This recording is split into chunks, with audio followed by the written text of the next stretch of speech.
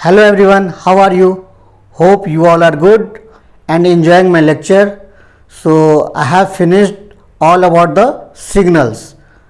उस पर न्यूमेरिकल और काफ़ी डिटेल में सारे classifications, different types of signals and numerical on all the classifications, all the types of signals. ठीक है, तो हमने सारे टाइप्स पे एक एक न्यूमेरिकल देखा या एक ही न्यूमेरिकल को डिफरेंट टाइप्स डिफरेंट चीज़ें निकाला उसमें जो जो फाइंड करने थे.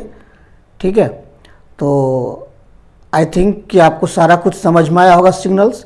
नाउ अब हम लोग चलते हैं सिस्टम पे. ठीक है, तो सिस्टम सबसे पहले कि सिस्टम, व्हाट इज सिस्टम. तो सिस्टम क्या है? System we can say that कि इज अ प्रोसेस. ठीक है, system is a process on which signals to be processed. ठीक है, तो सिग्नल एक, या तो आप ये भी फिजिकल डिवाइस भी कह सकते हैं, एक सिस्टम है. सिस्टम एक फिजिकल डिवाइस भी है और एक प्रोसेस भी है. तो सिस्टम क्या है, हम यदि डेफिनेशन से देखें तो डेफिनेशन क्या है कि सिस्टम इज अ डिवाइस और कॉम्बिनेशन ऑफ डिवाइसेस.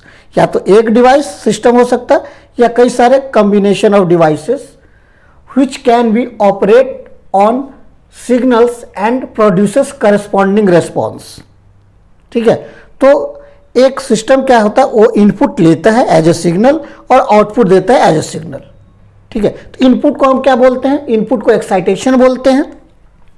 इनपुट को एक्साइटेशन बोलते हैं एंड आउटपुट को रेस्पॉन्स बोलते हैं. ठीक है, वैसे सिस्टम के डिफिनेशन यदि हम अलग अलग इंजीनियरिंग में बात करें तो अलग अलग हो सकता है.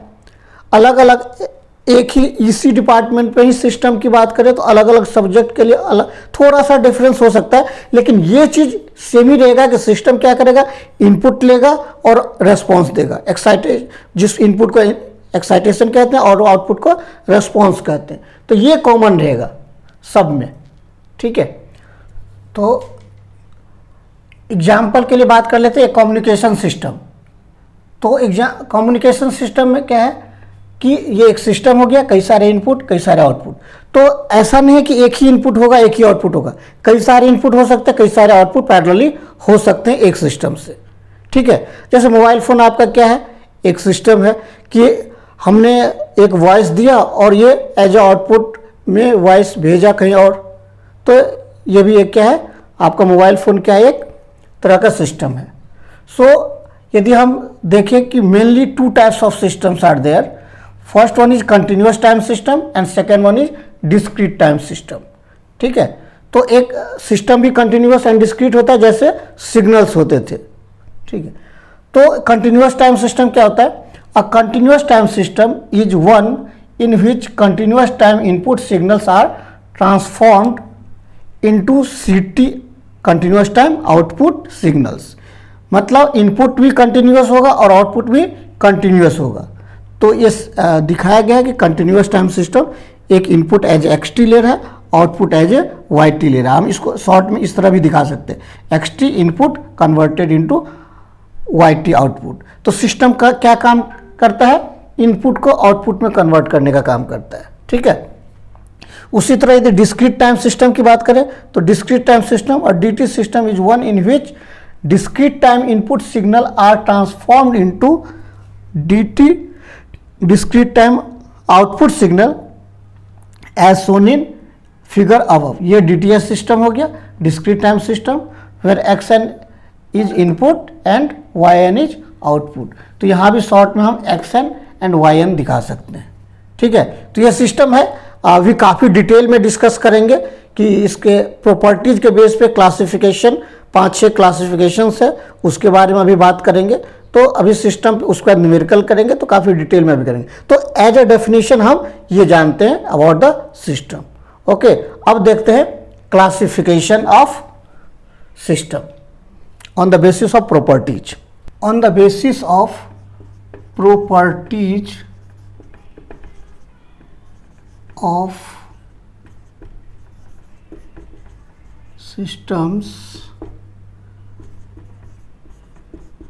system can be classified as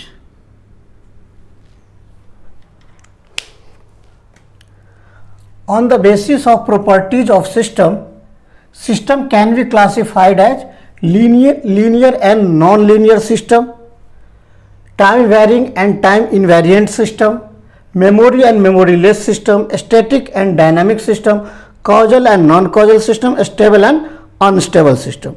So these are the main classification of the system on the basis of its properties. ठीक है, तो प्रॉपर्टीज के बेस पे हम इस तरह से क्लासिफाइड कर सकते हैं. हो सकता है किसी बुक में और कुछ आपको क्लासिफिकेशन मिल जाए, but these are the main classification of systems. Okay, तो हर एक सिस्टम को हम काफ़ी डिटेल में इसका एक्सप्लेनेशन देखेंगे, इसका एग्जाम्पल्स देखेंगे, इस पर न्यूमेरिकल्स देखेंगे. ठीक है, जो कि आपके एग्जाम में आते भी है.